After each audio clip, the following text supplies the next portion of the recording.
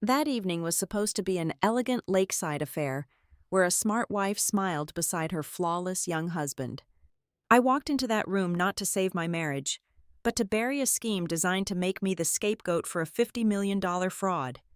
When his boss publicly touched his wrist and said, "Let's spend the evening together," the entire room waited for my breakdown. They had no idea I had prepared a completely different evening. My name is Avery Flores. At 35 years old, I am the founder and principal investigator of Flores Ledger Advisory in the sharp, unforgiving financial ecosystem of Chicago. I built my reputation not by being loud, but by being impeccably precise. My firm specializes in forensic accounting and complex financial dispute resolution. I track the money people try to hide. I dissect offshore accounts, phantom vendors, and corporate fraud with a legal mindset that leaves absolutely no room for emotion. That cold, calculated calmness is my armor. It is what makes me highly sought after when millions of dollars go missing. And it is exactly what kept me glued to my chair tonight, breathing evenly, while my marriage was publicly butchered. Beside me sat my husband, Julian Mercer. He is 31 years old, undeniably handsome, and the kind of elegant that looks effortless, but costs an absolute fortune. Julian is the golden boy of the Strategic Partnerships Division at Orison Crown Hotels, a sprawling luxury hospitality empire. When people looked at us, I knew exactly what they saw. They saw a woman who had gotten incredibly lucky. Julian was the archetype of the perfect younger husband. He possessed an inherent, gravitational charm. He knew exactly how to tilt his head, how to lower his voice to a honeyed baritone, and how to make anyone he spoke to feel like they were the absolute center of the universe. In the early days of our relationship, that intense, sun-like focus was directed entirely at me. Tonight, however, it was being auctioned off to the highest bidder. We were attending Orison Crown's annual executive retreat and anniversary gala at a breathtaking lakeside resort. The event was a masterclass in corporate opulence. The grand ballroom featured floor-to-ceiling windows overlooking the dark, glassy water of the lake. Hundreds of floating candles illuminated the vast terrace, casting long, shifting shadows across the imported marble floors. Crystal chandeliers hung above tables draped in heavy silk, and the air smelled of expensive perfume, roasted duck, and naked ambition. It was supposed to be a night of celebration. Instead, from the moment the valet took our keys, I could feel the microscopic tremors of a disaster waiting to strike. The epicenter of that disaster was Sloan Whitaker, the chief executive officer of Orison Crown. Sloan was a woman who navigated corporate power structures like a great white shark moving through a crowded reef. She owned the room, and tonight she was making it abundantly clear that she believed she owned my husband, too. Her behavior went far beyond the standard professional boundaries of a superior mentoring a rising star. It was territorial. It was grotesque. During the cocktail hour, amidst a crowd of senior vice presidents and wealthy investors, Sloan had casually reached out and adjusted the knot of Julian's silk tie. She smoothed the lapel of his tuxedo jacket, her manicured fingers lingering just a fraction of a second too long against his chest. I stood less than 2 feet away, holding a flute of champagne, entirely invisible to her. When a board member asked Julian a question about the upcoming quarter, Sloan did not even let him open his mouth. She answered for him, cutting across his physical space, giving him a patronizing, affectionate smile that completely stripped him of his professional autonomy. She was treating him less like a strategic partner and more like a prized show pony, and Julian, the man who could charm his way out of a locked vault, simply flashed his brilliant smile and leaned right into her orbit. The air grew thick and stifling. I watched this theatrical display of possession with the detached, analytical eye of an investigator. My mind automatically began cataloging the data points, the casual physical contact, the shared inside jokes that deliberately excluded me, the way her gaze flicked to his lips whenever he spoke. In my line of work, financial fraud always leaves a paper trail, but human betrayal leaves a behavioral one. The signs were glaring. flashing red alerts in the middle of a black tie gala. The evening eventually progressed to the formal sit-down dinner. Our table was positioned at the very front of the room, a prime location meant to signify status, power, and inner circle access. I was seated next to Julian, and Sloane sat directly across from him. As the dessert plates were being cleared by the waitstaff, the ambient noise in the room settled into a low, sophisticated murmur. Sloane stood up to offer a toast. She tapped her crystal glass with a silver spoon, demanding absolute silence and attention. She spoke eloquently about the company's unprecedented growth, projecting dominance and unwavering confidence. But her eyes rarely left Julian. Then came the moment that shattered the polished veneer of the evening. Sloane lowered her glass slightly, leaned across the table, and placed her hand directly over Julian's wrist. Her fingers curled intimately around his silver cufflink.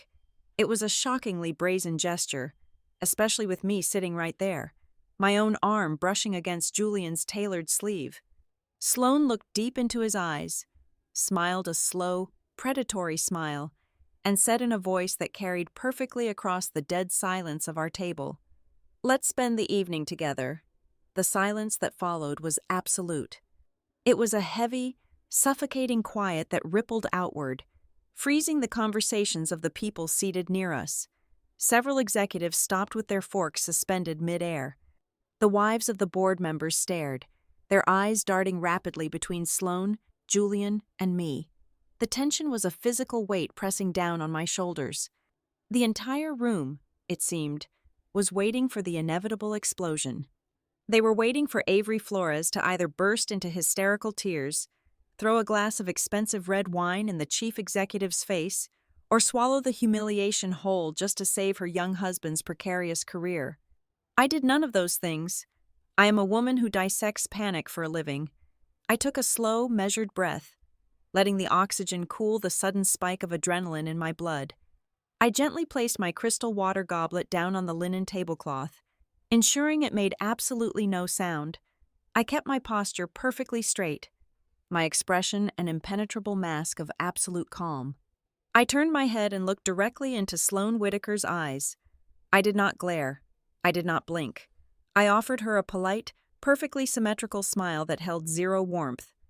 "I believe his schedule for the evening is already fully accounted for," I said. My voice was pitched low, even, and smooth as glass. "But I appreciate your enthusiasm." A few people around the table visibly stiffened. The sheer, unbothered tranquility of my response was deeply unsettling to them. It was not the reaction of a wounded, desperate wife. It was the reaction of a woman who was entirely unimpressed. Sloane's arrogant smile faltered for a fraction of a second, a micro-expression of genuine surprise flickering across her impeccably contoured face, before she quickly recovered and withdrew her hand. Julian shifted uncomfortably in his seat, his golden boy facade cracking as he desperately tried to read my mood. I turned my gaze away from them, mentally disengaging from the petty theatrics of a workplace affair. It was mundane. It was a predictable, boring human failing, but as my eyes casually swept across the room, they landed on a small mahogany side table positioned just behind Sloane's chair.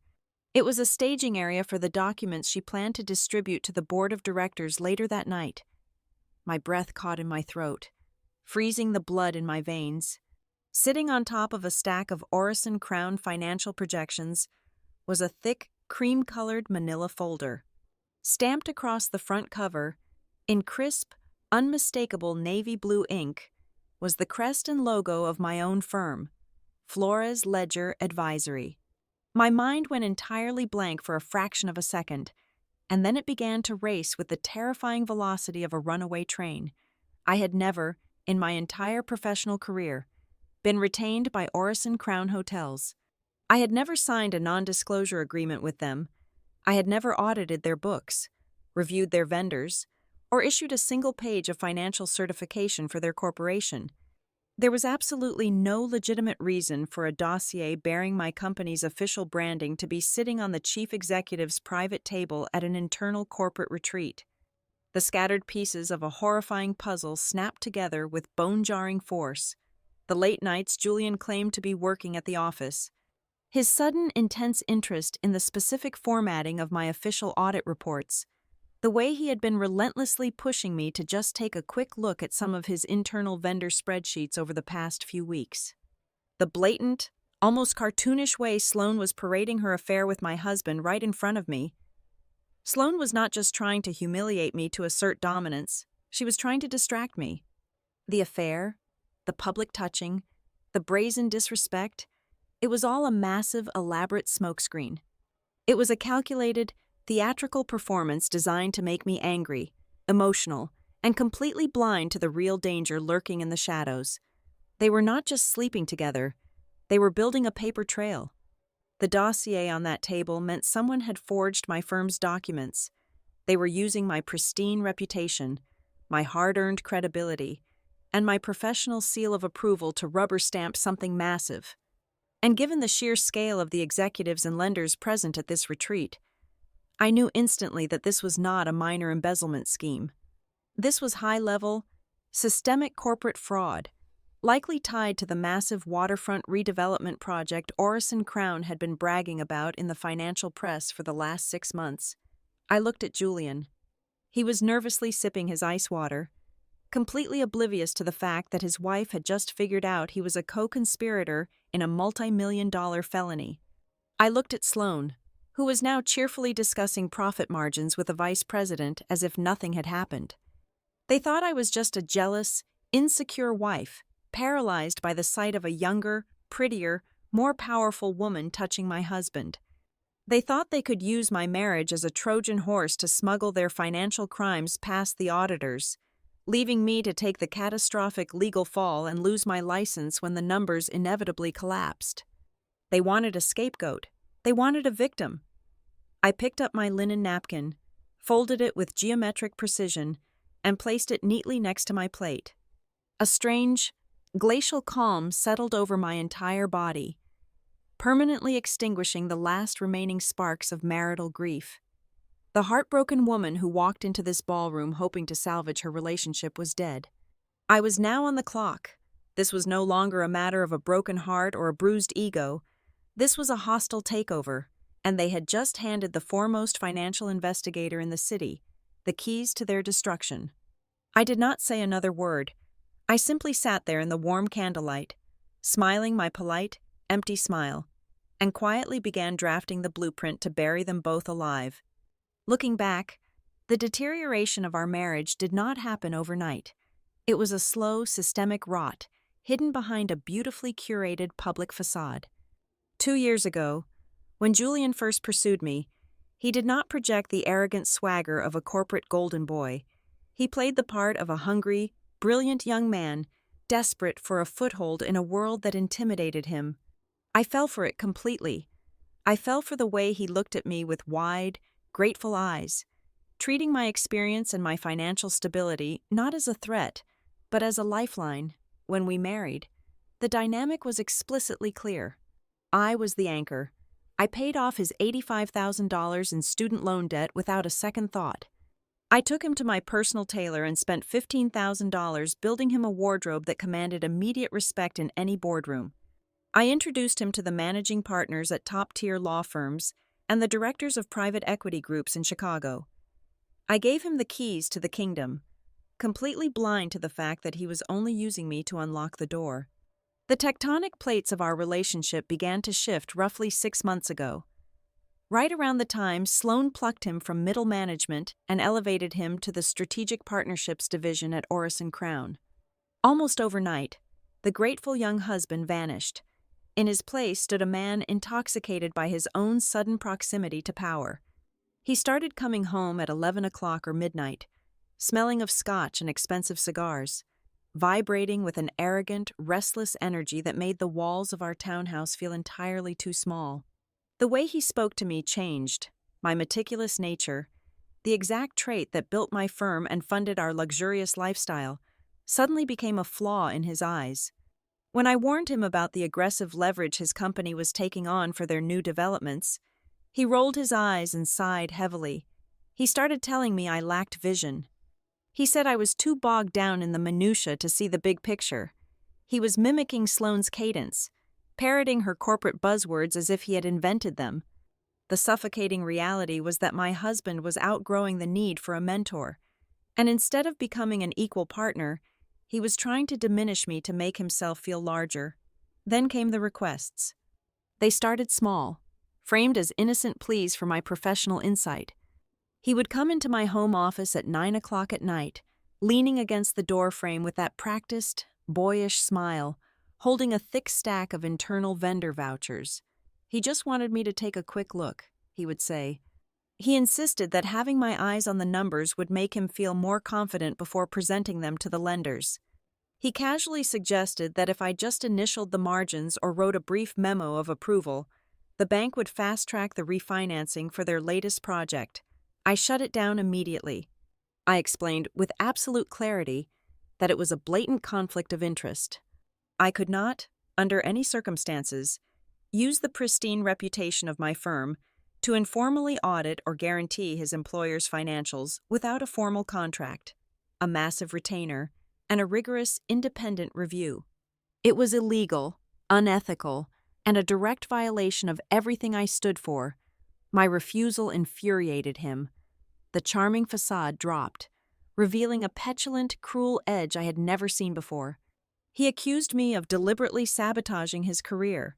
He paced around our living room, shouting that I was unsupportive, that I did not want him to succeed because I needed to be the most important and powerful person in the room. When those tactics failed to break my resolve, he deployed a different weapon. He lowered his voice, adopting a tone of faux sympathy, and told me what his boss thought. He said Sloane had noticed my hesitation to help him. He claimed Sloane believed I was simply intimidated by the high-stakes corporate environment. Worse, he told me Sloane thought I was insecure and secretly jealous of successful women who actually knew how to take a risk. He weaponized another woman's fabricated judgment to attack my professional integrity, hoping my ego would override my ethics. If Julian was the hammer, his mother, Vanessa Mercer, was the poison seeping into the cracks of our foundation. Vanessa was a woman who worshipped status and believed that a wife's primary function was to be an ornamental stepping stone for her husband. During a Sunday brunch about 4 weeks ago, while Julian stepped away to take a phone call, Vanessa leaned across the table and patted my hand with a sickeningly sweet smile. She told me I needed to be more practical. She said that in the real world, men of Julian's caliber needed wives who understood the game. She explicitly stated that if a man wants to go far, his wife sometimes has to know when to keep her mouth shut and just sign the paper. She was telling me, in no uncertain terms, to swallow my principles and facilitate her son's ascent, regardless of the catastrophic cost to my own career. I realized then that Julian's moral compass was not just broken, it had been manufactured defective from the start. The final, suffocating layer of the mask peeled away just 12 days before the gala. I was doing a load of laundry late on a Tuesday evening. I picked up the heavy navy blazer Julian had worn the previous night, intending to set it aside for the dry cleaner. As I emptied the pockets, a crumpled piece of paper fell onto the hardwood floor. I picked it up and smoothed it out. It was a receipt for a luxury suite at a downtown boutique hotel, totaling $1,250. The expense was categorized under investor entertainment. The date and timestamp, however, matched a night when Julian had called me in a panic, claiming he was trapped in an emergency boardroom meeting until 2 o'clock in the morning. A mundane affair was a cliché I could easily process, but my instincts, honed by years of forensic auditing, screamed that the receipt was merely a symptom of a much deadlier disease. The air in the laundry room suddenly felt thin and freezing cold. I walked into his home office, a room I had paid to furnish, and opened his personal laptop. It was synced to our home network. I bypassed his password, a simple sequence I had set up for him 3 years ago when he still asked for my help with basic software. I did not search for romantic emails, hidden text messages, or photographs. I went straight to his downloaded files and local document folders. What I found sitting in a hidden subfolder made the blood freeze entirely in my veins. It was not a love letter. It was a draft of a financial guarantee letter. The document was meticulously formatted using my exact company letterhead. It matched my specific font choices, my exact margin widths, and the precise legal boilerplate I used for high-level clearance reports. The text essentially certified that Orison Crown's vendor accounts had been independently verified and audited by my firm, and it bore a digital placeholder for my signature. It was a masterclass in forgery, waiting to be finalized. Staring at the glowing screen in the quiet dark of my own home, the pieces slammed into place, the constant begging for my initials, the late nights, the sudden promotion, the receipt for the hotel room. They were not just having a secret rendezvous, they were meticulously constructing a loaded gun. The affair was just a byproduct of their real partnership. They were planning to borrow my flawless reputation to underwrite a massive, dirty financial deal, and they were preparing to put my fingerprints all over the trigger. The metadata was a confession written in digital ink. I did not scream. I did not throw the laptop against the custom wainscoting of our home office. I simply clicked on the file properties of the forged guarantee letter and let the cold, hard facts wash over me. The document had been created on a Tuesday at exactly 2:15 in the morning. The author was a user profile tied directly to our shared home network router, specifically from Julian's machine. It had not originated from my secure, encrypted corporate servers. The file was a fabricated clearance for a project called Copper Lake Meridian, a massive, highly publicized refinancing deal for a luxury wellness resort. I read the text of the forgery again, my eyes scanning the perfectly mimicked legal jargon. The letter explicitly certified that Flores Ledger Advisory had conducted a rigorous, independent review of the primary contractors and suppliers for the Copper Lake Meridian expansion. It stated, with fraudulent authority, that all vendors had been fully vetted and cleared of any financial irregularities. It was a complete and absolute lie, wrapped in my stolen credibility. My grief evaporated, instantly replaced by the sharp, metallic adrenaline of an active investigation. If they were going through the trouble of faking my professional approval, they were hiding a massive structural vulnerability. I opened a secure, encrypted browser, utilizing a virtual private network that masked my location. I began pulling public incorporation records, state tax filings, and property deeds. I took the vendor names I remembered from the innocent-looking spreadsheets Julian had tried to shove under my nose weeks prior and fed them into commercial databases. The anomalies were not just red flags. They were glaring, jagged holes in the financial hull. It took me less than 3 hours to uncover a web of deceit that would make a rookie auditor physically ill. I found duplicate invoices billed exactly 30 days apart, rubber-stamped by the Orison Crown Strategic Partnerships Division. I found a specialized landscaping firm receiving disbursements of $450,000, yet their registered corporate address was nothing more than a strip mall post office box in Delaware. The most damning discovery, however, required digging through 2 layers of shell companies. I traced a boutique procurement entity, supposedly providing imported Italian marble, back to a registered agent in Florida. That agent shared a residential address and a hyphenated maiden name with Sloan Whitaker's brother. The scope of the fraud was breathtaking. Millions of dollars were systematically bleeding out of the Copper Lake Meridian budget, funneled into ghost entities and shadow accounts. They were inflating the project costs by at least 40%, bleeding the lenders dry while keeping the corporate books looking beautifully balanced. But a financial crime is only half the story. I needed to map the human behavior that facilitated the theft. I quietly extracted Julian's synced calendar from the cloud, a shared feature we had set up during our first year of marriage to coordinate dinners. I overlaid his daily schedule with the exact dates of the largest, most fraudulent vendor disbursements. The correlation formed a perfect, serrated line of guilt. Every single time a fake invoice exceeding $100,000 was approved and wired out of Orison Crown's accounts, Julian's calendar showed a private mentor dinner with Sloan.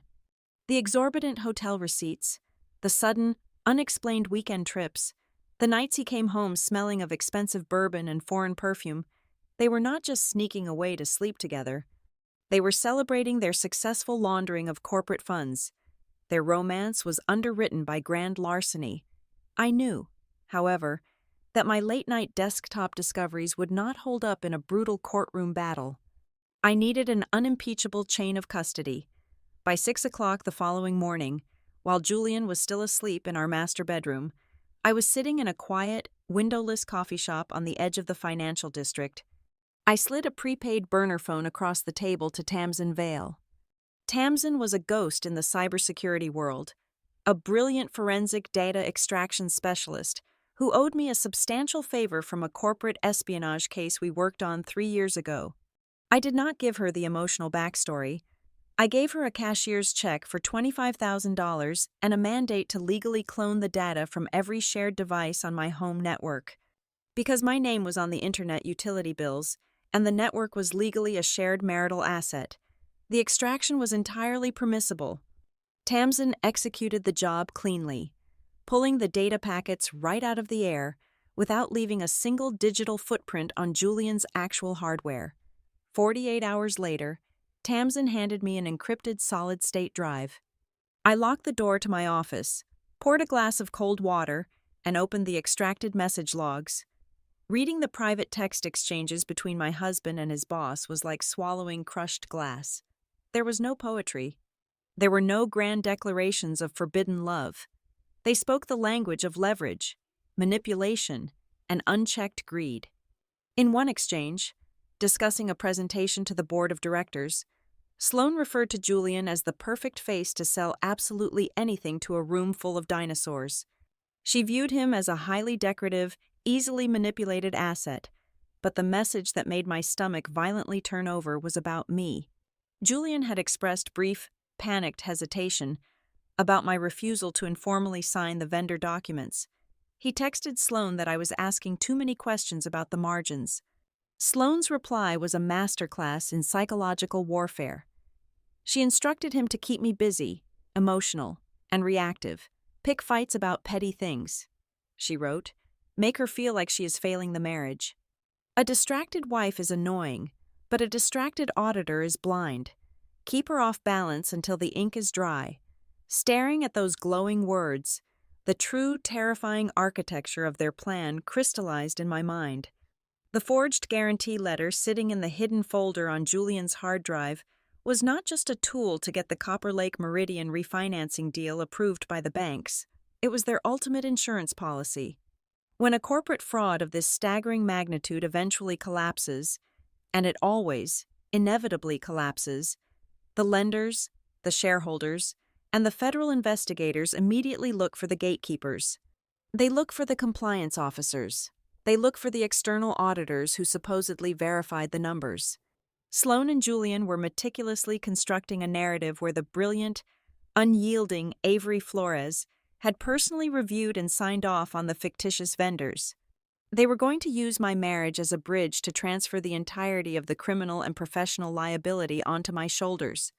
If the deal blew up, my husband would play the naive, trusting junior executive who just processed the paperwork. Sloan would play the deceived, furious chief executive who relied on an independent audit. And Flores Ledger Advisory, my life's work, my entire reputation, would be indicted for financial conspiracy and fraud. The infidelity was absolutely nothing. It was merely the social lubricant for my professional assassination. Julian was not just cheating on his wife. He was actively preparing to send her to federal prison so he could keep his penthouse and his corner office. In that freezing, silent moment, the last lingering thread of my marriage snapped. They thought they had neutralized me by attacking my heart. They failed to realize that they had just activated the most dangerous version of me, the investigator with nothing left to lose. Confrontation is the weapon of the amateur. Screaming matches, thrown wine glasses, and tearful demands for the truth belong in cheap theatrical tragedies, not in the playbook of a forensic investigator. When you discover that your husband and his superior are building a legal scaffold to hang you for their financial crimes, you do not tip your hand. You let them continue building. You hand them the nails. You smile, and you make absolutely sure the structure is strong enough to hold their weight when you inevitably kick the floorboards out from underneath them. Instead of detonating our marriage the morning after I discovered the forged documents, I went to work. I spent the next 72 hours operating in a state of absolute crystalline focus. Every morning, Julian woke up next to a woman who smiled, poured him his dark roast coffee, and kissed his cheek before he left for the corporate office. He had absolutely no idea he was kissing an executioner. The moment his car pulled out of the driveway, our home transformed into a war room. I printed every single file the cybersecurity specialist had extracted. 342 pages of text logs, forged metadata, and fabricated vendor invoices flowed from my secure printer. I took the physical copies to a notary public, a retired woman who asked 0 questions, and had every single page officially time-stamped. I rented 3 separate safety deposit boxes at 3 different banks across the city.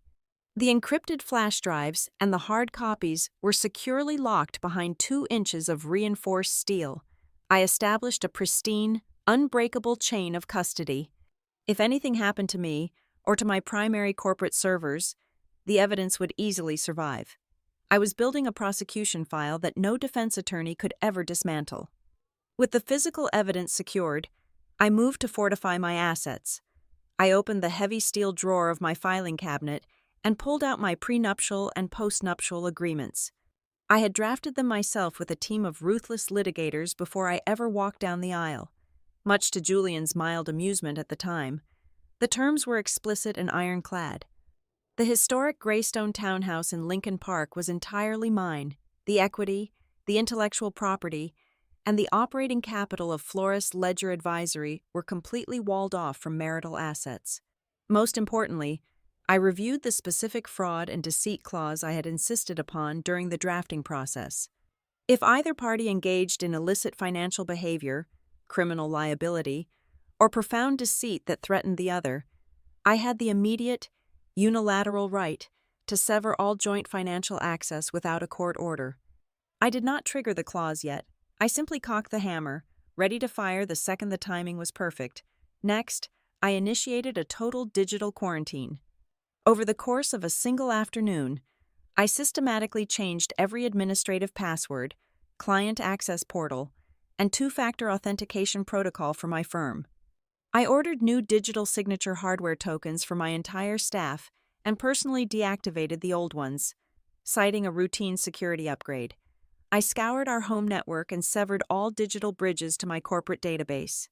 Any device Julian had ever touched, breathed on, or looked at was permanently blinded and isolated. He was completely locked out of my world, and he was too busy playing the corporate kingpin to even notice the gates slamming shut. With my fortress secured, I went on the offensive. I did not leak the story to the financial press. I did not cause a scene in the gleaming marble lobby of Orison Crown Hotels. I bypassed the entire executive suite and went straight to the apex predators. I compiled a highly redacted, 45-page dossier.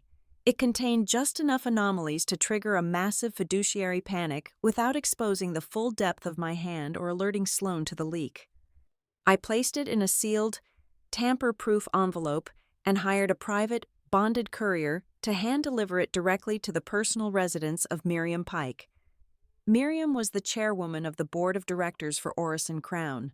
She was known in financial circles as a ruthless, unsentimental operator who cared only about shareholder value and corporate stability. I included a secondary copy for the corporation's external legal counsel. Less than 24 hours later, my secure burner phone rang. It was the lead partner from the external legal team, with Miriam listening silently on a secure conference line. They were intrigued, but they were deeply skeptical. Sloan Whitaker was their golden goose. Under her tenure, quarterly revenues were up 22%. The financial press treated her like royalty, and the upcoming refinancing deal was supposed to cement her legacy. The board needed significantly more than a few mismatched invoices and the theoretical complaints of a potentially scorned wife to authorize a full-scale corporate bloodbath. They demanded vivid, undeniable proof of active fraud. I told them they would have it. I agreed to full, unconditional cooperation, but strictly on my exact terms. I demanded that the confrontation happen in real time, fully documented, with the board and legal counsel present as invisible witnesses. I chose the upcoming executive retreat at the Lakeside Resort, the exact event where Sloan planned to officially close the massive refinancing deal with the lenders. I told Miriam to arrange for her legal team and compliance officers to be there, hiding in plain sight among the investors. I promised them a front-row seat to their beloved chief executive committing federal fraud. They reluctantly agreed to the staging ground. The deeper I dug into the cloned hard drive over the next 2 days, the more of their breathtaking arrogance I uncovered.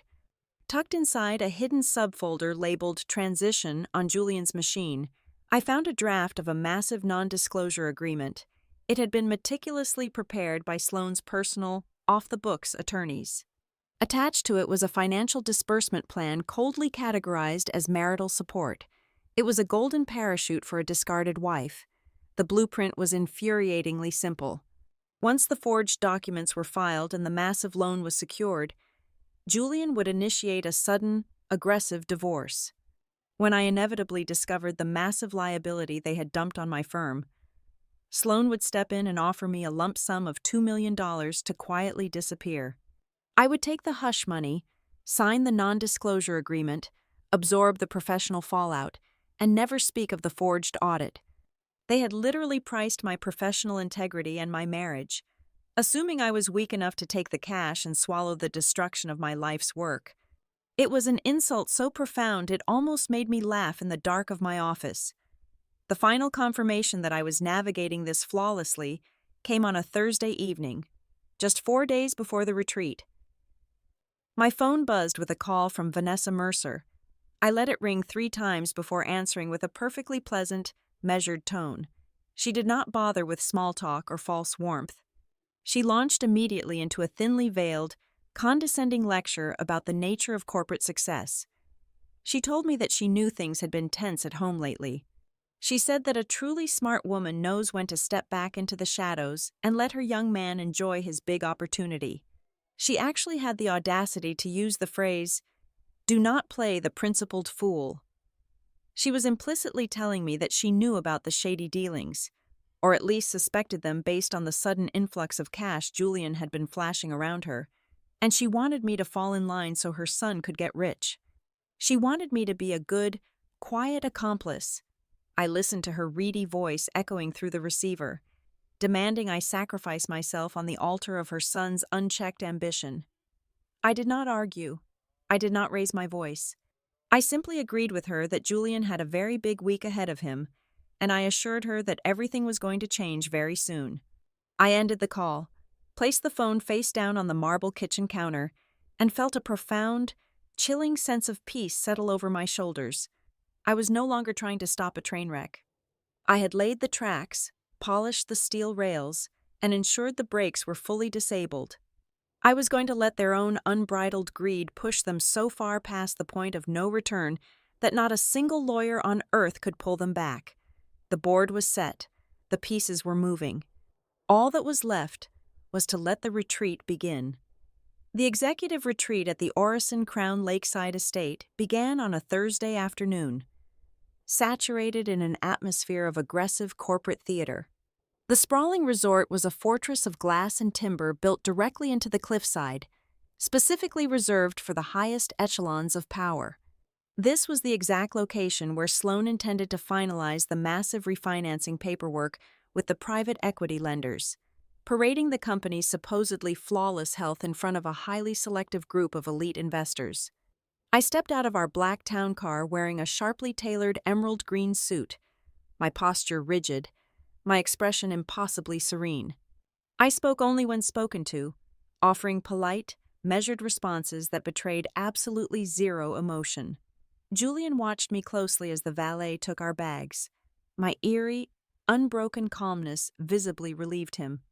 In his ambition-clouded, desperate mind, my lack of hostility was a clear signal that I had softened. He genuinely believed that the crushing weight of the corporate environment had successfully intimidated me into submission. Over the next 48 hours, the social dynamics were engineered to be a masterclass in psychological subjugation. Sloan choreographed every single interaction to assert absolute dominance. At every catered breakfast, every working lunch, and every lavish multi-course dinner, she ensured Julian was seated directly to her right. I was strategically placed further down the heavy oak tables, geographically and symbolically exiled among the mid-level directors. She did not just converse with him, she aggressively claimed him. She used possessive language with a chilling, deliberate frequency right in front of my face. She would loudly tell a group of senior vice presidents how brilliant our boy had been during a recent negotiation, or she would command him to fetch her a fresh drink with the snap of her fingers. She was not treating him like a rising star or a valued subordinate. She was handling him the way a wealthy owner handles a prized, highly expensive greyhound. It was pure, public humiliation disguised as corporate mentoring, designed to break my spirit before the paperwork ever appeared. The real pressure test arrived on Saturday morning, just 3 hours before the scheduled signing ceremony with the lending syndicate. I was standing alone near the massive stone fireplace in the main lobby, sipping black coffee, when Reed Holloway approached. Reed was the chief financial officer, a perpetually sweating man whose tailored suits always looked slightly too tight across the shoulders. He carried a thick, leather-bound portfolio under his arm. He offered me a jittery, over-eager smile, clearing his throat loudly before holding out the heavy stack of documents. He casually dismissed the massive file as a simple technical confirmation letter.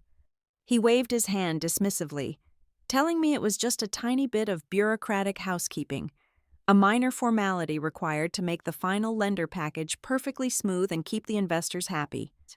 I accepted the binder, my face a mask of polite curiosity, and slowly opened the heavy cover. The sheer audacity of their forgery was breathtaking. I flipped past the standard indemnity clauses and immediately spotted a series of backdated committee meeting minutes. According to the typed text, I had supposedly dialed into these meetings 3 months ago. A few pages later, I found a completely fictitious vendor approval matrix, neatly cross-referencing the ghost companies I had already investigated. But the most sickening detail was at the bottom margin of the risk assessment summary. I found my own professional initials written in blue ink. They had studied my signature intensely. They had meticulously copied the sharp, angled way I crossed my letters. They were asking me to physically hold the very weapon they intended to use to destroy my life, expecting me to just nod, sign the final page, and hand it back without reading the fine print. Before I could say a word to Reed, Julian materialized out of the crowd. He gripped my upper arm, his fingers digging frantically into the wool of my sleeve, and forcefully steered me away from the CFO and into a secluded, dimly lit alcove near the coat check. His handsome face was flushed with a manic, terrified energy. His voice dropped to a desperate, urgent whisper that echoed off the wood paneling. He begged me to just pick up the pen.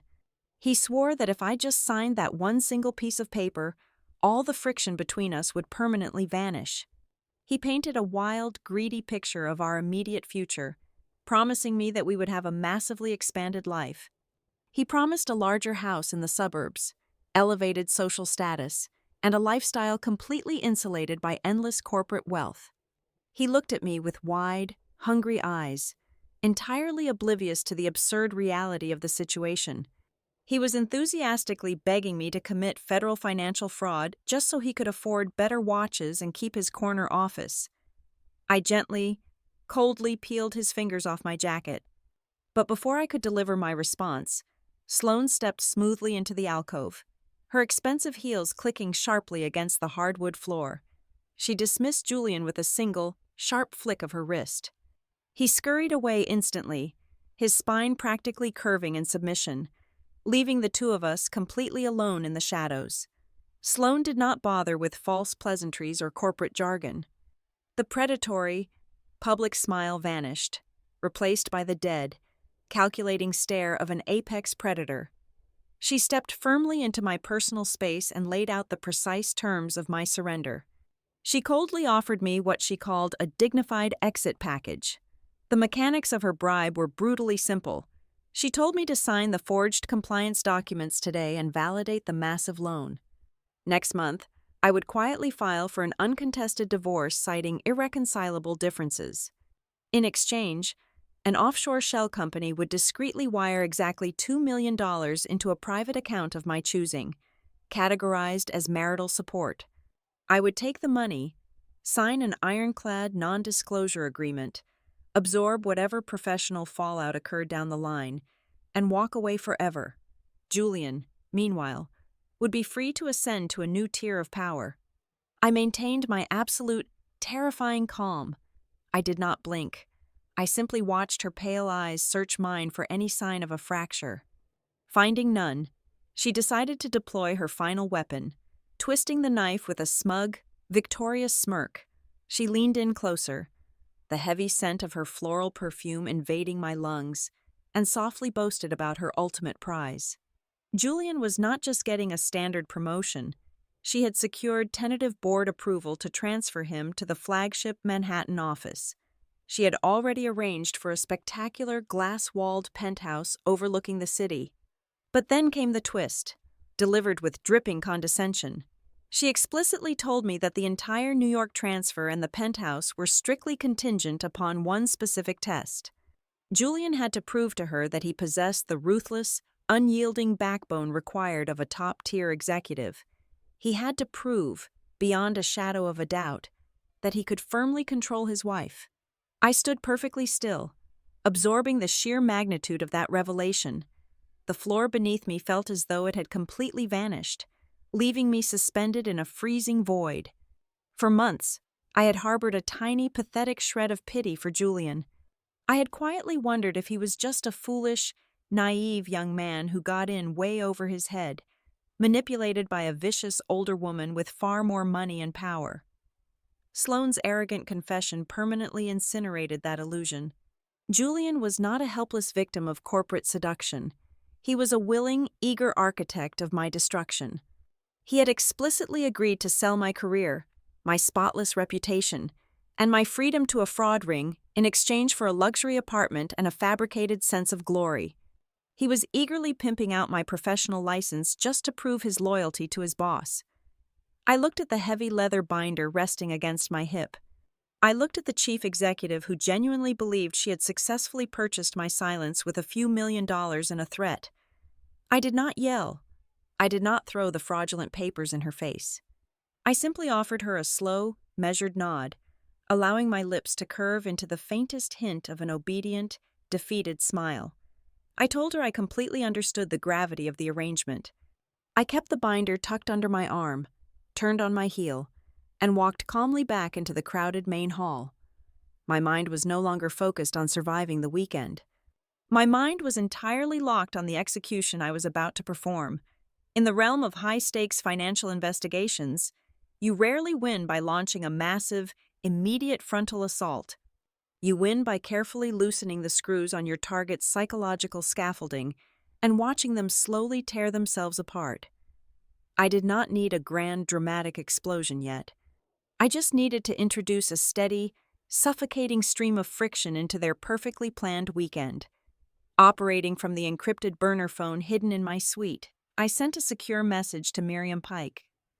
I instructed her to have the board of directors quietly stall a few routine internal confirmations. It was a simple bureaucratic maneuver, requesting minor, seemingly innocent clarifications on the subsidiary tax structures. The effect was immediate and beautiful. Within 2 hours, Sloane and Reed were trapped in a frantic, exhausting cycle of last-minute revisions. Every time they thought the final binder was ready to be presented to the lending syndicate, a phantom email from the board would arrive, forcing them to scramble and rewrite the liability clauses all over again. They were losing their rhythm, and more importantly, they were losing their nerve. While they were bleeding momentum behind closed doors, I decided it was the perfect moment to execute the next phase of my asset protection strategy. It was late Saturday afternoon, prime networking time at the resort's sprawling mahogany-paneled lobby bar. Julian was exactly where he always was, holding court with a group of senior vice presidents, radiating that synthetic, effortless charm. I pulled out my phone, logged into my private banking portal, and quietly triggered the fraud and deceit clause of our marital agreement. With 2 quick taps on the screen, I severed his access to the primary joint credit lines. 10 minutes later, Julian confidently signaled the bartender to put a round of incredibly expensive 20-year-old single malt scotch on his tab. The bartender swiped the sleek black metal card. The machine emitted a flat, unforgiving beep. Denied. Julian laughed it off, flashing his perfect teeth, and told the man to try it again, assuring the executives it was just a minor security glitch. The bartender swiped it a second time. The same harsh beep echoed over the ambient jazz music. Insufficient funds or account locked. I watched from a leather armchair across the room, taking a slow sip of sparkling water. The silence that fell over Julian's group was heavy and awkward. For the very first time in his meticulously curated life, the golden boy could not pay the bill. He fumbled in his pockets, his face burning a dark, patchy red. Sloane, standing nearby, shot him a look of absolute, undisguised irritation. He had failed to maintain his polished image, making her look cheap in front of the exact people she was desperately trying to impress. I was not deploying the heavy artillery yet. I was simply creating an environment of high-pressure unpredictability. Crooks thrive on tight schedules and perfect optics. When you disrupt their rhythm, they start making careless mistakes. They talk too loudly. They leave a trail. Reed Holloway was the first to visibly crack under the invisible strain. The constant, unexpected board delays had triggered his deepest paranoias. As I casually walked past a small glass-walled meeting room, I saw him frantically pacing, his tie loosened, physically sweating through his expensive dress shirt. He was aggressively whispering to Sloane, demanding she destroy the handwritten margin notes on the draft ledgers and immediately rewrite the indemnification language in the official dossier. He was terrified the auditors were onto them, but the most beautiful fracture happened entirely by accident, though I was perfectly positioned to witness the collateral damage. Later that evening, Julian was pacing the carpeted hallway outside the Executive Business Center, still nursing his bruised ego from the humiliation at the bar. He approached the slightly ajar door of the conference room just as Sloane and Reed were having a heated exchange inside. I was lingering near the water station a few yards away, close enough to hear every single word. Reed was bitterly complaining about Julian's inability to handle the pressure, calling him a massive liability to the entire operation. Sloane sighed loudly. Her voice cut through the quiet hallway like a surgical scalpel. She told the chief financial officer to stop worrying about her pet project. She stated, with freezing clarity, that the boy looked much better on a corporate glossy brochure than he ever would in a real strategy room. Julian froze. His hand, which had been reaching for the brass door handle, slowly fell to his side, the color completely drained from his face. For months, he had genuinely believed he was her equal, a brilliant strategic mind being groomed for the highest echelons of corporate power. In one single sentence, she had reduced him to a decorative hood ornament. The illusion of his grand corporate romance shattered, leaving nothing but the humiliating reality of his profound mediocrity. I watched his shoulders slump as he quietly backed away from the door. I felt absolutely nothing. The hits kept coming, as if sensing the shifting tides. Vanessa cornered me near the resort's dimly lit botanical garden just before dinner. She did not come to offer maternal comfort. She came to ensure her investment was secure. She practically dragged me onto a secluded stone bench and dropped the last pretense of decency. She looked me dead in the eye and brazenly confessed that she had known about the ambiguous, highly inappropriate boundaries between Julian and his boss for the better part of a year. She justified it with a sickening, upward tilt of her chin. She told me that at least the chief executive actually made her boy seem important to the rest of the world. She was explicitly telling me that she preferred a powerful, corrupt mistress over a principled, legitimate wife, as long as it kept her son wrapped in luxury. I absorbed her toxic confession and gave her exactly what she wanted to see. I let my shoulders tremble slightly. I lowered my gaze to the paved stones, forcing my breathing to become shallow and erratic. I played the part of the thoroughly broken, defeated woman teetering on the absolute edge of a nervous breakdown. I let my voice waver just enough as I told her I just wanted all of this to be over. Vanessa smiled a triumphant, predatory smirk. entirely convinced that I was fully resigned to taking the offshore payout and vanishing into the night. Sloane and Julian were operating under the exact same delusion. They thought I was paralyzed by heartbreak and social humiliation, completely oblivious to the fact that I was mentally cataloging their every move for a federal indictment. The final piece of the tactical puzzle fell into my lap precisely at 2 o'clock in the morning. I was unable to sleep, so I took a quiet walk down the thickly carpeted hallway of the VIP wing. Outside Sloane's massive corner suite, a late-night housekeeping cart was parked near the service elevator.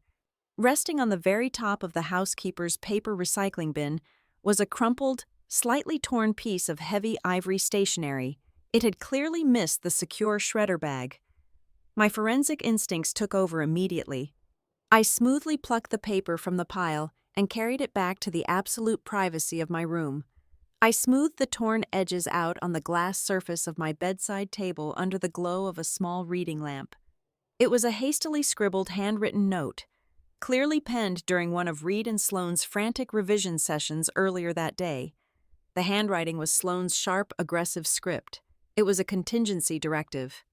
The text was brief, but legally devastating. It read, "If the internal board or the lending syndicate asks about the vendor verification gaps, immediately pivot.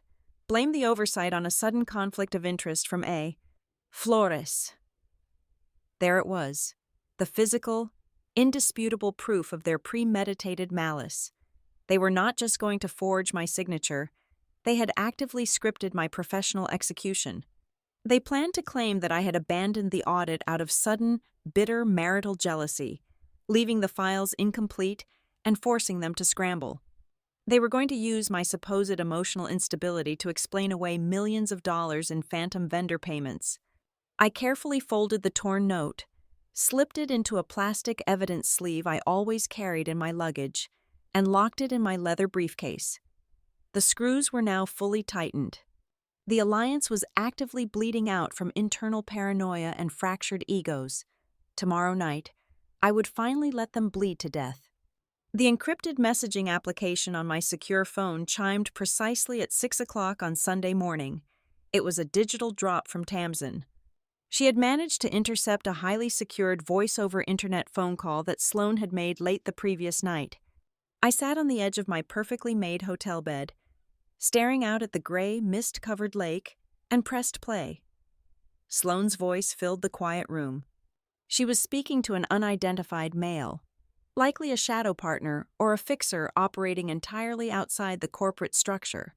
The audio quality was pristine, and the words she spoke were a cold, calculated confession. She explicitly detailed the emergency contingency plan for the entire fraudulent refinancing deal. If the federal regulators flagged the massive gaps in the vendor history, or if the lending syndicate demanded a deeper forensic audit, the entire compliance risk was to be violently shoved off the executive level. "He is the authorized signer," Sloane said, her voice dripping with absolute, freezing contempt. "He is entirely responsible for the vendor relations, and his wife is the independent auditor who supposedly vetted the books. If the structure collapses, we sever the division. We let the golden boy and his auditor wife take the federal fraud charges while we reorganize the debt from the top down." I listened to her script my professional and personal execution without a single change in my heart rate. I did not immediately forward the audio file to the board of directors. I downloaded it, encrypted it, and locked it inside my secure vault. I did not want to show my weapon just yet.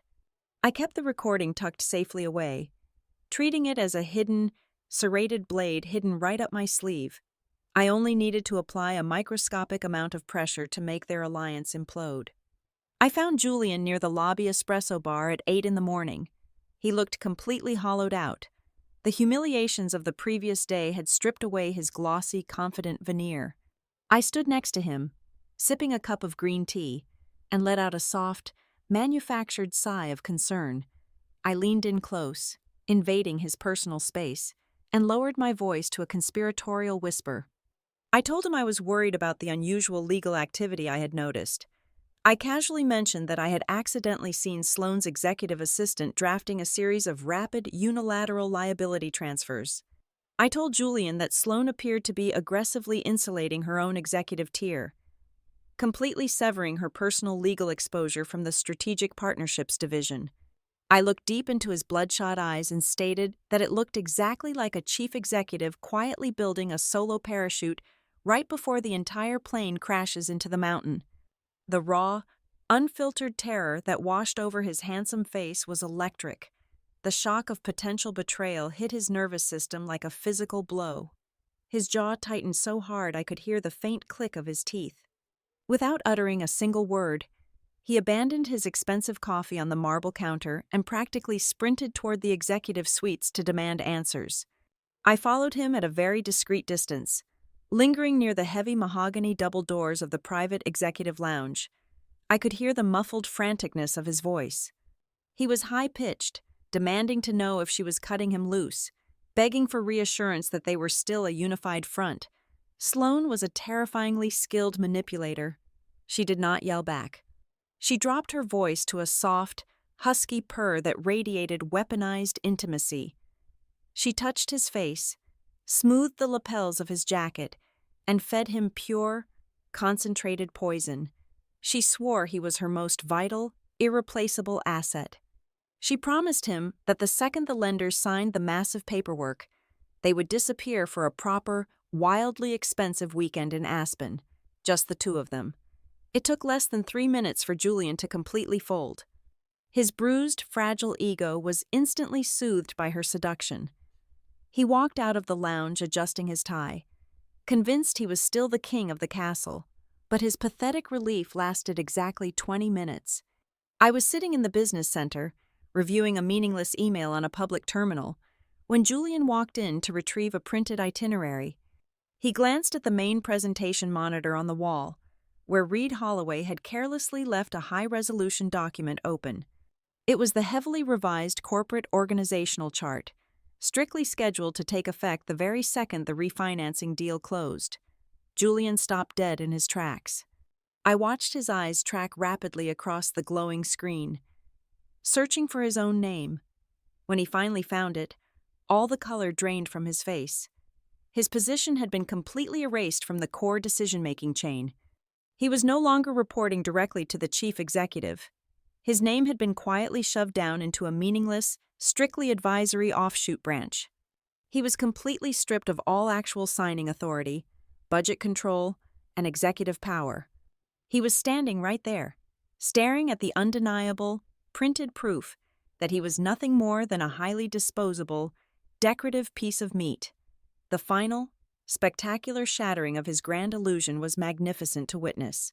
He realized, in that freezing silent room, that he had sold his soul, betrayed his wife, and risked federal prison, all for a woman who viewed him as a temporary accessory. I left him hyperventilating in the business center and calmly walked back to my suite. The moment I approached my door, my finely tuned investigative instincts flared. The digital lock indicator flashed a strange amber color instead of the standard green. I pushed the door open. The room appeared perfectly untouched, but I immediately pulled out my phone and accessed the live feed from the hidden micro camera I had installed inside the decorative clock on the desk. The playback confirmed my suspicion. Less than 1 hour ago, Reed Holloway had used a hijacked master keycard to slip into my room. The chief financial officer of a multi-million-dollar hospitality empire was physically sweating through his suit, crawling on my carpet, frantically attempting to bypass the digital lock on my closet safe. It was the ultimate proof that this was not just a localized romantic affair or a minor accounting oversight. It was an active, desperate, coordinated criminal conspiracy. He had eventually managed to pry the safe open, stuffing a thick manila folder into his jacket before scurrying out the door like a terrified rat. I actually smiled at the screen. I had anticipated this exact breach. The folder inside the safe was a carefully constructed decoy. It contained absolutely nothing but heavily redacted, completely useless public tax filings, and a few fake vendor inquiries I had drafted myself. It would take them hours of panicked reading to realize they had stolen absolute garbage. The actual, verified evidence was already miles above their heads. I left the suite and walked down a restricted maintenance corridor, bypassing the crowded public areas entirely. I slipped into an unmarked, highly secure cabana located on the absolute farthest edge of the resort property. I did not knock. I walked in, poured myself a glass of sparkling water, and sat down. Sitting in the corner of the dim room, entirely off the official guest registry and hidden from the entire corporate staff, was Miriam Pike. The chairwoman of the board of directors had silently arrived at the resort 24 hours early, responding exclusively to the encrypted invitation I had sent her. She had been operating completely in the shadows, quietly observing the erratic, panicked behavior of her chief executive and her chief financial officer from afar. She had seen the locked credit cards at the bar. She had watched Reed sweating and pacing through the hallways. She had seen the structural integrity of her leadership team crumbling in real time. I sat down across from her and laid out the final inventory of destruction. I had the forged documents. I had the undeniable financial motive. I had the digital access logs, the physical witnesses, the decoy theft footage, and now, the audio recording of the criminal contingency plan. The trap was flawlessly constructed, and the steel jaws were pulled completely taut. I looked at the chairwoman. I had every single piece of ammunition required to annihilate them. The only thing I lacked was a stage. I needed a public arena. I needed a moment so bright, so violently visible, and so heavily populated by the exact people they were trying to defraud, that no amount of corporate wealth or legal maneuvering could ever suppress the explosion. Miriam Pike looked back at me and gave a slow, predatory nod of agreement. The final gala dinner was only a few hours away. The final dinner before the massive signing ceremony was relocated to the Magnolia Room, an exclusive, glass-enclosed dining space that jutted out directly over the dark, freezing water of the lake. The architectural design of the room was breathtaking, creating the illusion that we were floating in the middle of the night sky. The space was illuminated entirely by hundreds of thick floating taper candles and low-hanging crystal fixtures. The aesthetic was so overwhelmingly beautiful, so dripping with manufactured romance, that it looked like the perfect staging ground for a billionaire's marriage proposal. For me, however, the heavy shadows and flickering light made it look exactly like a site prepared for a gruesome, highly calculated public execution. Everything was in its exact place. Earlier that afternoon, Sloane had cornered me in the lobby to deliver her final set of instructions. She did not ask if I would attend. She absolutely insisted upon it, using a tone that left zero room for negotiation. She leaned in close, the scent of her expensive floral perfume masking the absolute rot of her intentions, and explained that my presence was strictly mandatory for the optics. She needed the incredibly wealthy syndicate of private equity lenders to look across the dining table and see Julian Mercer as a grounded, stable, and highly supported family man. Furthermore, she outlined the exact choreography of my surrender. She stated that the heavy leather binder containing the forged technical confirmation letter would be placed directly in front of me the exact moment the waiters cleared the dessert plates. I was expected to smile, uncap my provided fountain pen, and sign my professional life away right before the after-dinner espresso was served. I had nodded obediently, giving her the exact subservient response she craved. But while Sloane was busy obsessing over the seating chart, I was busy wiring the room. I volunteered to handle a very specific portion of the evening's entertainment.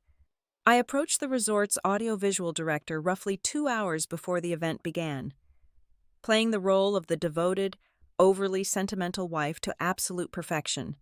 I told him I had secretly put together a short, emotional digital presentation. I described it as a touching video montage celebrating our marriage anniversary and my personal journey of supporting my wonderful husband's incredible career milestones. I asked him if we could utilize the massive, motorized drop-down screen and the integrated surround sound system built directly into the ceiling of the Magnolia Room. The technician was entirely charmed by the romantic gesture. I stood right next to him at the discreet control podium tucked into the corner of the room, personally ensuring my encrypted laptop was hardwired directly into the primary projection feed and the audio auxiliary channels. It was a mundane, sweet request that absolutely no one in the executive suite found suspicious until it was far too late to pull the plug. The screen remained rolled up and hidden in the ceiling, a silent weapon waiting for my exact keystroke. While the technical crew was taping down the final heavy black cables, I took a very quiet, unobserved detour to the resort security office located in the concrete basement.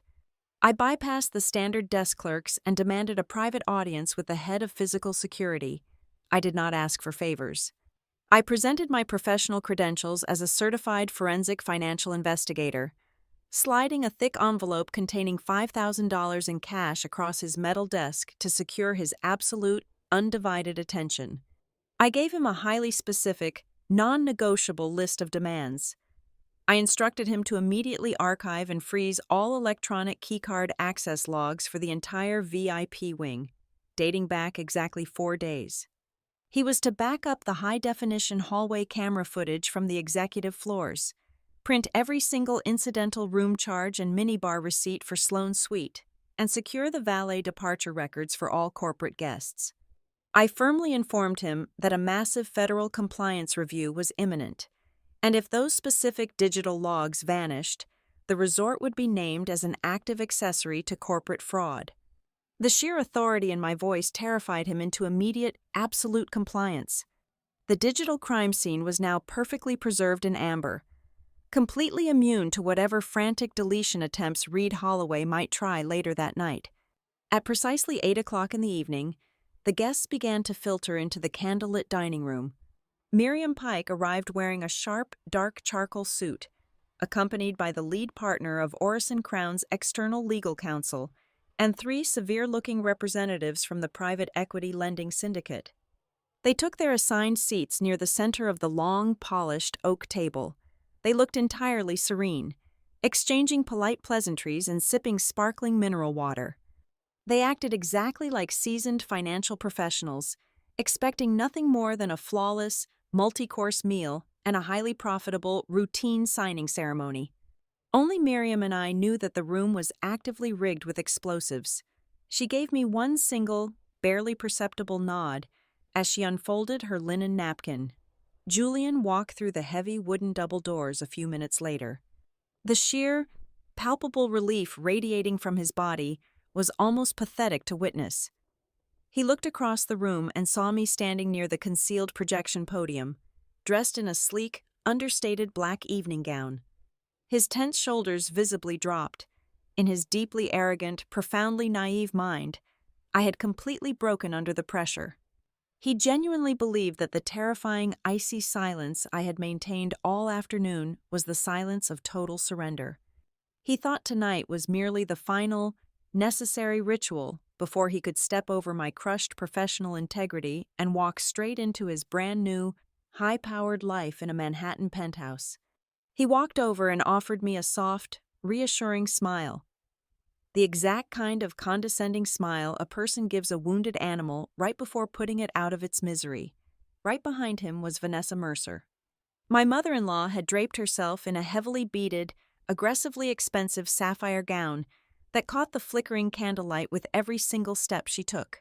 She glided past the executives, pausing just long enough to look me up and down. Her eyes held a toxic, unmistakable mixture of profound pity and absolute, victorious contempt. She reached out and gave my forearm a firm, patronizing pat. It was a silent, mocking acknowledgement that the smart, independent daughter-in-law had finally been forced to bow down before the altar of true corporate power. She took her seat near the head of the table, eagerly waiting to watch me submit and secure her son's fortune. I took my own seat at the far end of the table, resting my hands gently in my lap. The ambient noise of clinking crystal glasses and wealthy, arrogant laughter quickly filled the room. The white-gloved waiters began pouring extremely rare vintage champagne, preparing for Sloane's inevitable opening remarks. I looked around the beautifully decorated space, slowly studying the faces of the people who had conspired to destroy my life, and the faces of the people who were quietly waiting to watch them fall. I felt as light as air.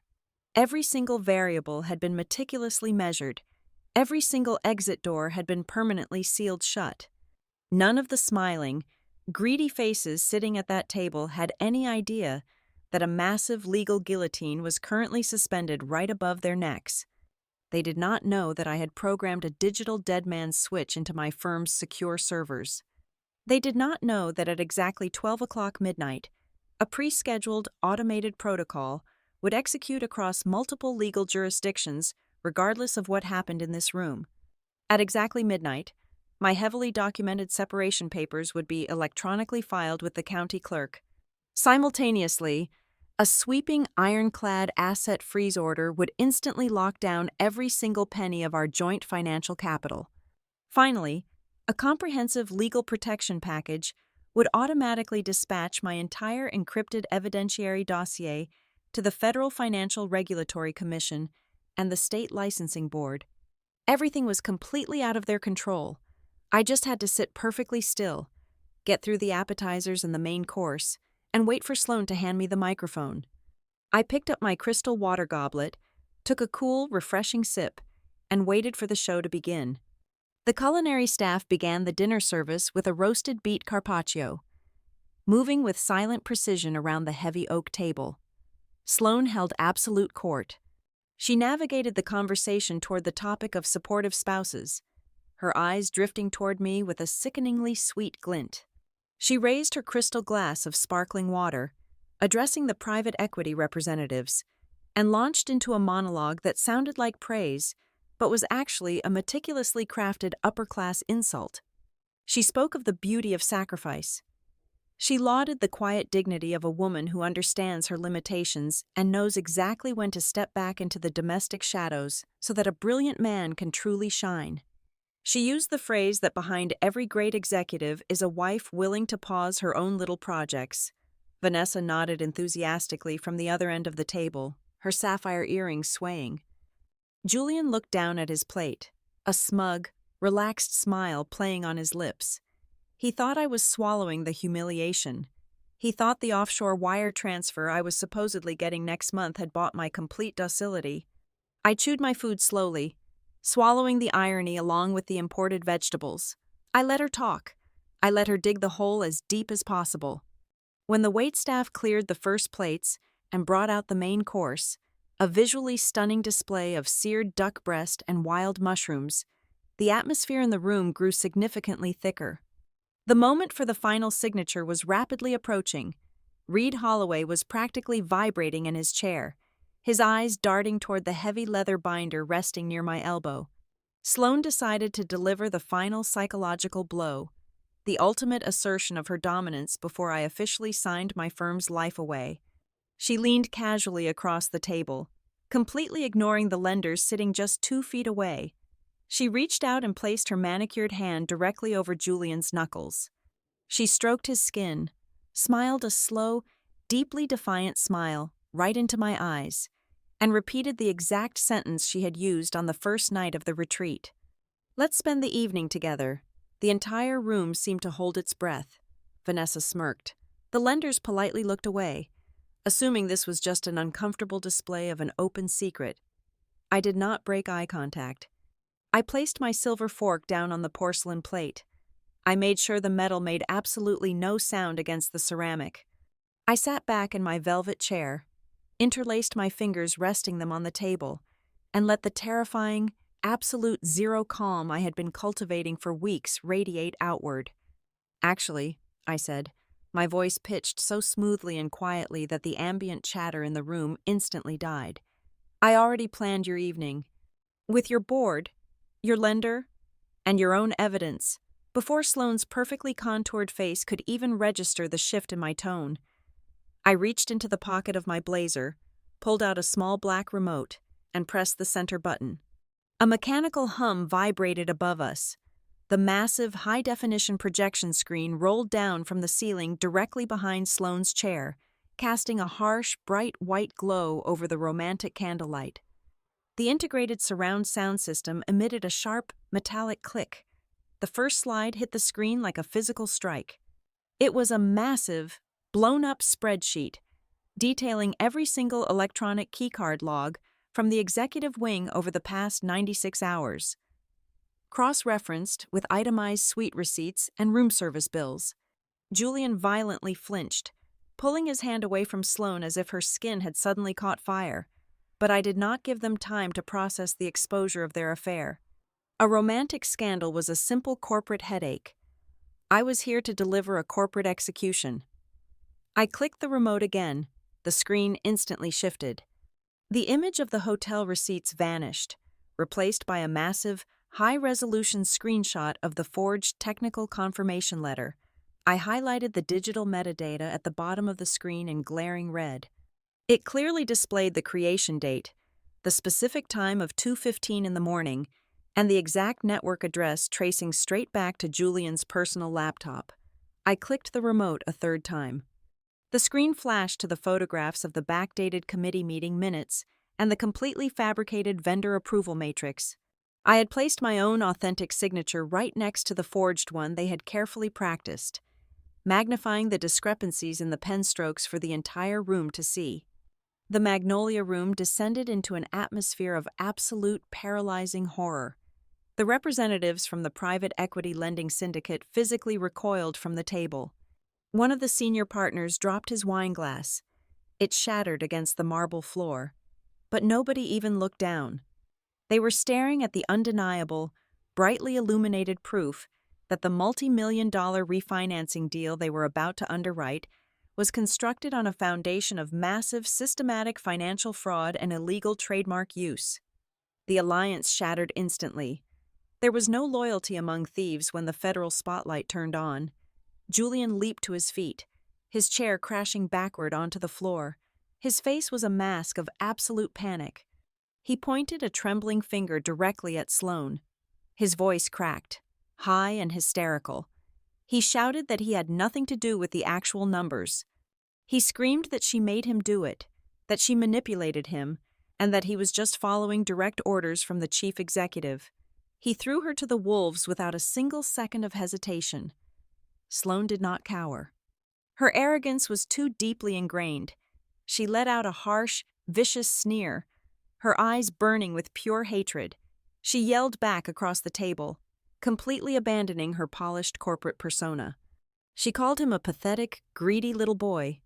She loudly declared that he had actively hunted for a shortcut to the top, begging for the Manhattan penthouse, and that she merely utilized his profound stupidity to facilitate the paperwork. They were verbally tearing each other to pieces in front of the exact people who controlled their financial destiny. At the far end of the table, Reed Holloway decided to make a desperate, incredibly foolish move. Realizing the physical binder sitting next to me contained the only hard copies of the forged documents on the premises, he lunged across the table. He knocked over a candelabra, his hands desperately clawing for the leather folder. He never even touched it. The heavy oak doors of the dining room flew open.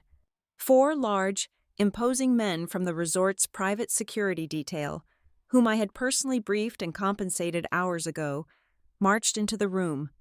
They had been standing right outside the door the entire time, waiting for the projection screen to drop. 2 of them immediately grabbed Reed by the shoulders, forcefully dragging him back from the table and pinning his arms to his sides.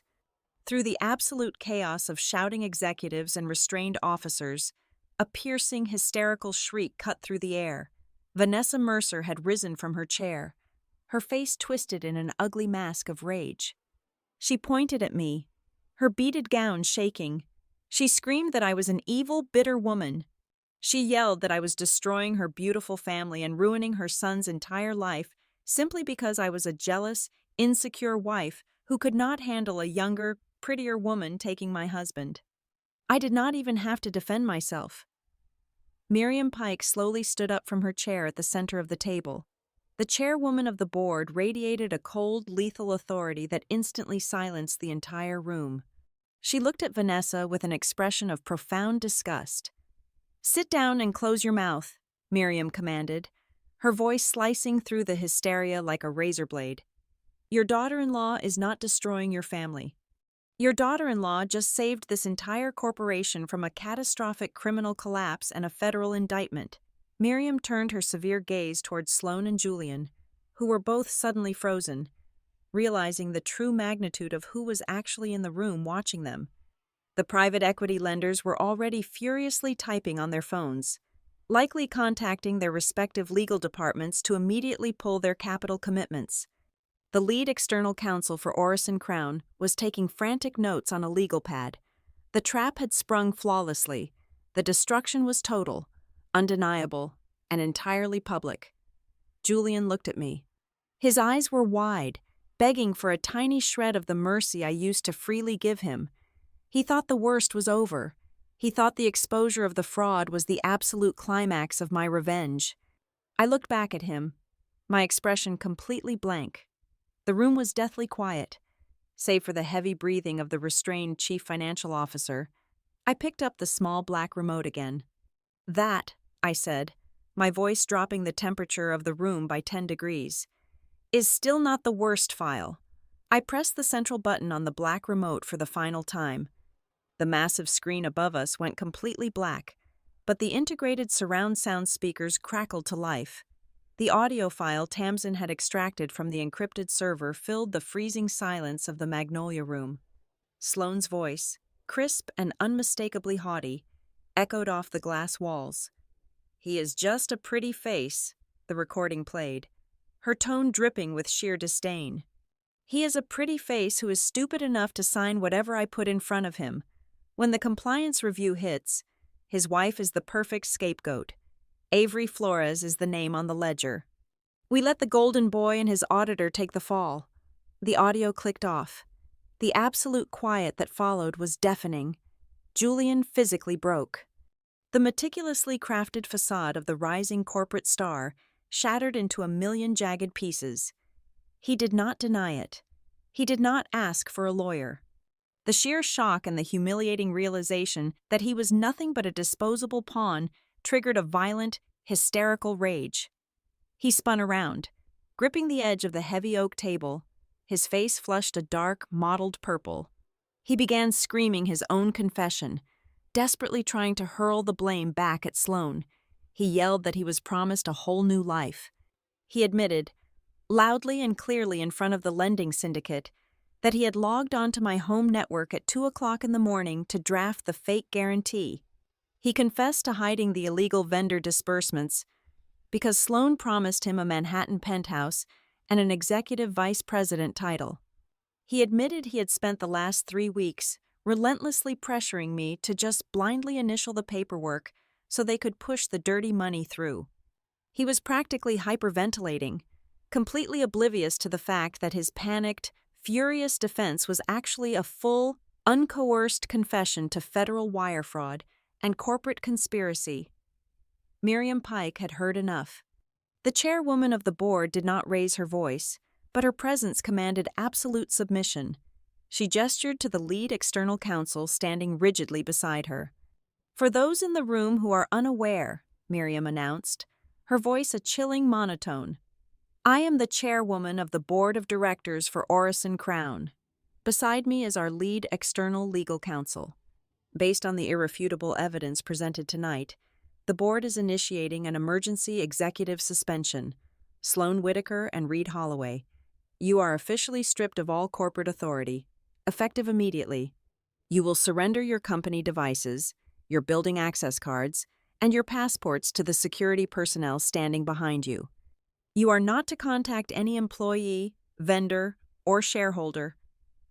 Sloane sat perfectly still, her face entirely devoid of blood, looking like a beautifully contoured corpse.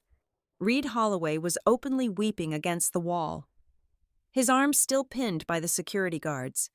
The lead representative from the private equity lending syndicate stood up next. He reached into his leather briefcase, pulled out the $50 million term sheet that was supposed to be signed after dessert, and ripped it directly down the middle. He tossed the torn pieces onto the table. He firmly stated that the entire refinancing package was officially revoked. Furthermore, he announced that their legal department would be freezing all existing credit facilities pending a full forensic review of the fraud. The empire was completely dead. Julian suddenly turned away from the executives. He lunged toward my end of the table, his knees buckling slightly as he desperately reached out to grab my hand. He looked up at me with a face completely broken by terror and humiliation. The arrogance was entirely gone, replaced by the pathetic, pleading eyes of a terrified child. He begged me to speak up for him. He pleaded with me to tell the board, to tell the lawyers, that he was just manipulated. He practically choked on his own tears, swearing that he was just a gullible idiot, that he was weak, but that he was not a criminal mastermind. He wanted me to save him. He wanted the brilliant, capable wife he had spent the last year insulting and betraying to step into the path and stop the train. I looked down at him. I did not feel an ounce of anger, nor did I feel a single drop of pity. I looked at the man I had married as if he were a complete and total stranger asking for spare change on a street corner. I pulled my hands back, resting them calmly in my lap. I told him that exactly at midnight, my legal counsel would electronically file our separation papers with the county clerk. I informed him that the digital lock on our joint accounts had already been permanently engaged. Every single dollar, every line of credit, and every piece of equity was secured behind an ironclad legal firewall. I delivered the final, fatal logistical blow. I told him he had exactly 1 hour on Tuesday morning to enter the townhouse, under the strict supervision of an armed private security guard, to pack his personal clothing. After that, he was never to step foot on my property again. Before Julian could even process the reality of his eviction, Vanessa Mercer launched herself forward. The heavy sapphire beads of her gown clattered against the dining chairs. She tried to insert herself between us, her face twisted in a desperate, fiercely protective snarl. She shrieked that I could not do this, that I was leaving her son with absolutely nothing, and that I was a heartless, calculating monster. I slowly stood up from my chair, smoothing the skirt of my black evening gown. I looked my mother-in-law directly in her furious eyes. I calmly revealed the final secret I had been keeping. I told her that for the past 4 years, I had been quietly paying 75% of the rent for her luxurious lakeside apartment through a blind trust. I informed her that I was the one privately funding the country club memberships and the expensive social support that allowed her to brag to her friends about her wealthy, successful son. I told her that those automatic wire transfers would also be permanently terminated at midnight. The glamorous, high society life she thought her son had provided was entirely funded by the very woman she had just told to step back into the shadows. Vanessa gasped, her mouth falling open as the complete, devastating reality of her impending poverty hit her. She collapsed back into her chair, entirely silenced. I did not stay to watch the police arrive. I picked up my clutch purse, offered a polite, professional nod to Miriam Pike, and walked out of the Magnolia Room. I left them all drowning in the wreckage they had built with their own bare hands. The fallout over the next 3 weeks was absolute and highly publicized. Sloane Whitaker found herself facing a massive wave of civil litigation from furious shareholders and a suffocating criminal investigation by the federal authorities. Her reputation as a brilliant corporate visionary was permanently incinerated. Reed Holloway, desperate to avoid a lengthy prison sentence, instantly flipped and provided the prosecutors with every hidden ledger and offshore account routing number. Julian lost everything. He was fired for cause, stripping him of any severance or stock options. He lost his marriage, his pristine public image, and his access to the wealth that had artificially inflated his entire personality. The handsome, successful golden boy narrative he had clung to completely evaporated, leaving behind a man with absolutely nothing to his name except mounting legal fees. As for me, I did not stand in the ruins of my marriage screaming for justice or validation. I simply returned to my quiet, meticulously organized office in Chicago. Flores Ledger Advisory did not lose a single client. In fact, within a month, my firm signed 5 massive new corporate accounts. The high-level executives who hired me did not care about the tabloid gossip. They hired me because I had demonstrated the rarest, most terrifying level of professional integrity. I proved that I would never use my intellect or my resources to cover up a crime, not even for the man I loved. I used my skills to systematically dismantle a multi-million-dollar fraud and save my own life. It was the ultimate, undeniable proof that the sting of public humiliation only has power if the woman facing it is actually afraid of losing the wrong man. I was not afraid. I was finally free. Thank you so much for listening to this story to the very end. Let me know in the comments where you are listening from, so we can interact and share our thoughts together. Please remember to subscribe to the Violet Revenge Stories channel, like the video, and support us even more by hitting the hype button so this story can be heard by many more people.